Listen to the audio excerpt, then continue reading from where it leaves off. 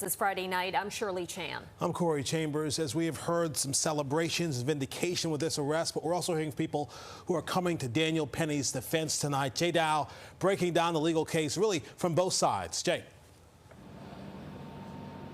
Well, Corey and Shirley, Daniel Penny's attorneys created a fundraising website for Daniel Penny's legal defense, which has so far collected more than $500,000. This, as Jordan Neely supporters say that second-degree manslaughter charge against Penny is not serious enough.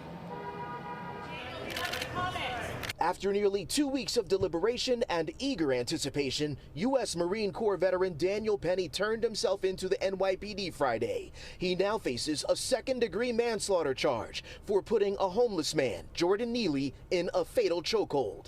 Penny's defense attorney, Thomas Kniff.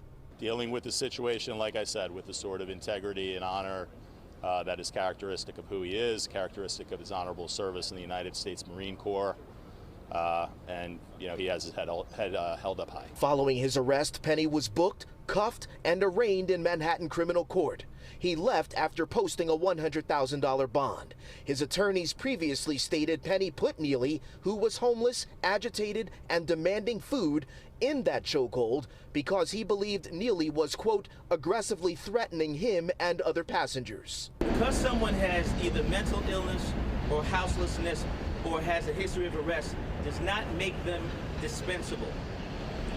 It does not mean that their life has no value. However, attorneys for the Neely family say Neely's actions, however disturbing, did not justify Penny's actions and want his criminal charges upgraded to murder. We need to be mindful of why we feel fear and who we're projecting our fear on and what steps we take to remedy ourselves of fear. And it can't be that we kill our fellow civilians to remedy our fear, because fear is subjective. Criminal defense attorney and former prosecutor Bernardo Villalona says the Manhattan DA's office likely declined to pursue a murder or first-degree manslaughter charge because of a higher legal threshold. So those two are specific intent crimes, as opposed to the manslaughter in the second degree is that he acted recklessly. He should have known that his actions could have caused the death of Mr. Neely. Activist Kimberly Bernard, who was arrested this week, says she has no regrets over participating in the protests and vigils that helped keep this case in the public eye.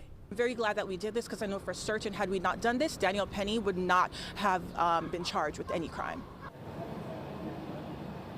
There were other people seen on that video helping to hold down Jordan Neely. It's unclear if they too could face prosecution.